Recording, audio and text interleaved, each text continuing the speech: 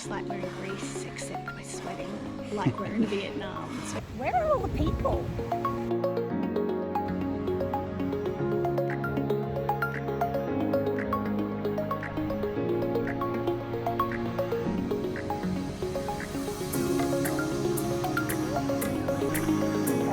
We're in Quy Nhon and we've got this entire beach to ourselves. Can you believe it? Not a person in sight either direction. Only us and 4 kilometres of sandy beach. Yay! We're Mark and Kelly. We travel the world full time, sharing adventures and tips along the way.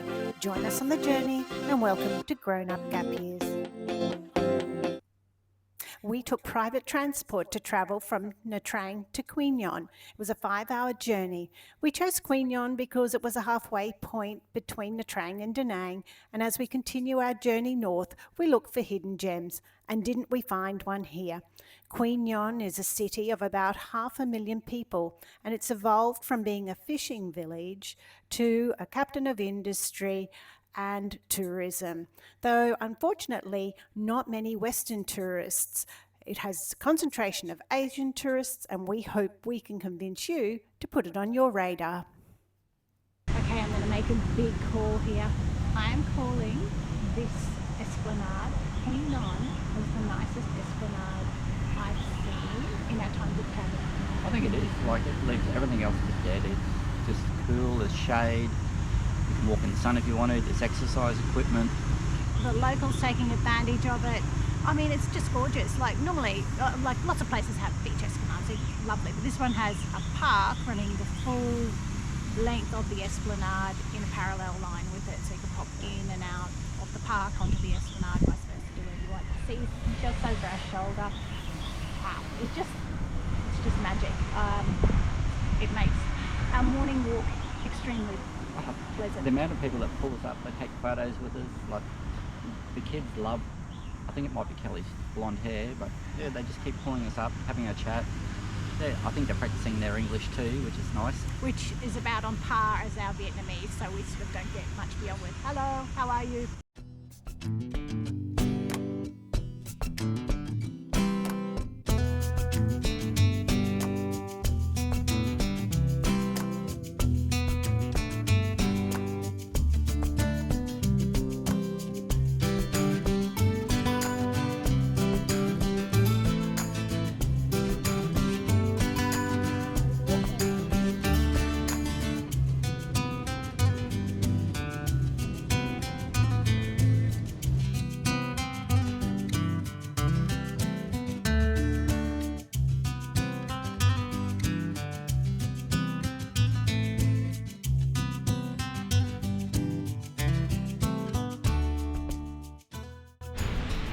I've decided to come down to Quy Nhon Beach for the afternoon. It's about 2:30 in the afternoon. As you can see behind me here, there's hardly a soul on the beach. By about 5 o'clock this afternoon, this beach will be absolutely teeming with people. So the Vietnamese don't like to go out through the day in the sun, but as soon as the sun goes down in the afternoon, they come out.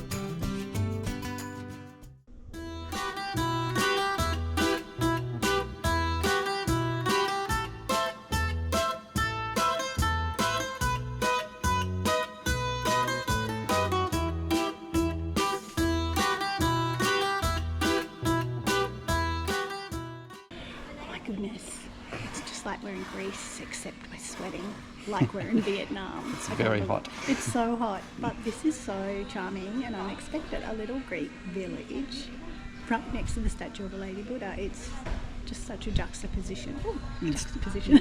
It's where you're in Naxos or somewhere like that at the moment. It does remind me of Naxos. The streets are even really similar to the way the Greek streets are paved on lots of the islands.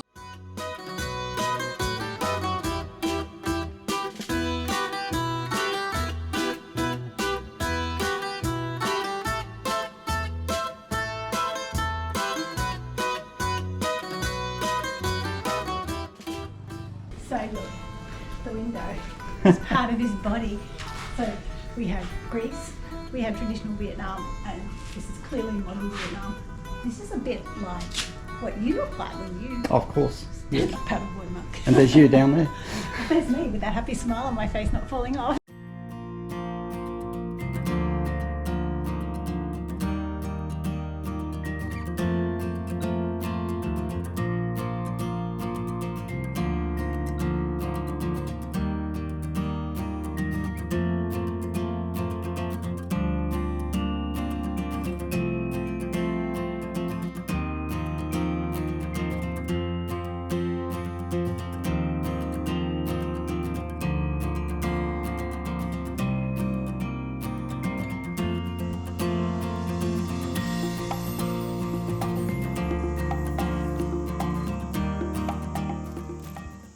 Longkan Pagoda was founded in 1700 and it's a key Buddhist site. It was rebuilt in 1956 and it features traditional Vietnamese architecture and a 17-metre Buddhist statue. Despite its historical challenges, it remains a peaceful place of worship and a symbol of Vietnam's rich Buddhist heritage.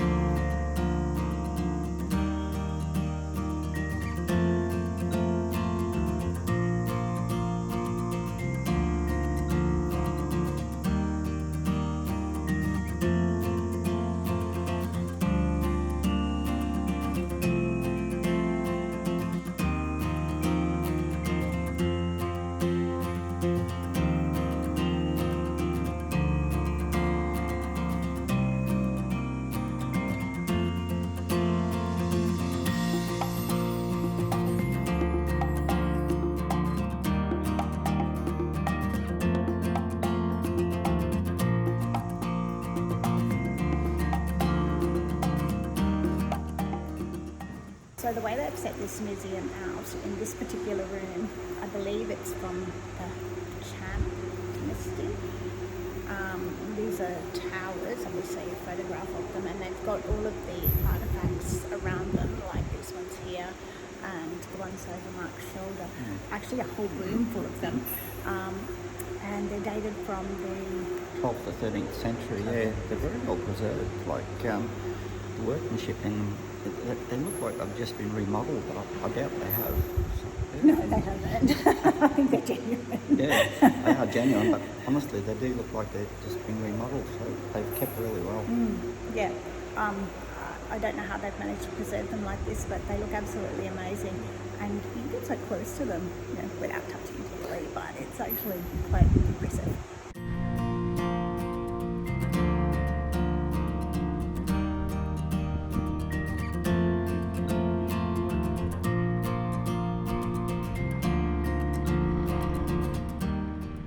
We're in front of the Cham Twin Towers. So yesterday we went to the museum and we saw a lot of artifacts from the region, or from the era, I beg your pardon. These two towers behind us date back to the 12th, 13th centuries. They've been standing in this position for the last 500 years. I think they were somewhere else. I think so, yeah. And relocated to this facility. I don't know how they would have to this area. how they relocated them, I don't know, but It's a bit of a mystery. It's a bit like the pyramids and all of those things. I don't know. Probably slaves. yes. I don't know. Sorry if I have offended anyone by saying that. So yeah, this is such an interesting cultural part of the Quy Nhon.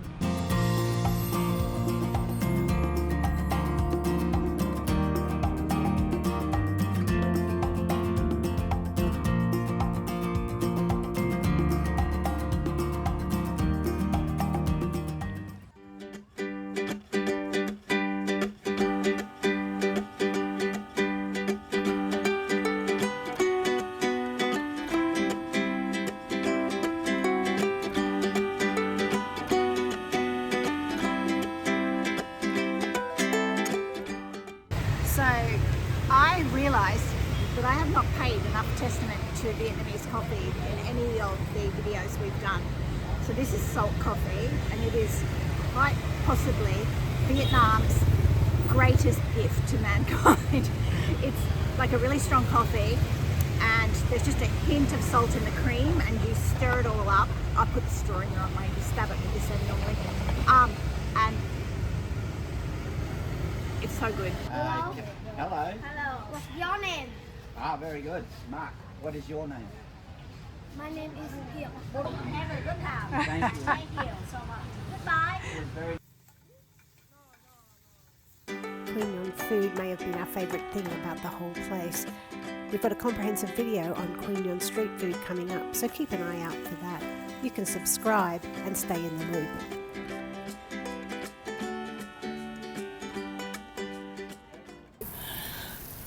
Last day. Quy Nhon.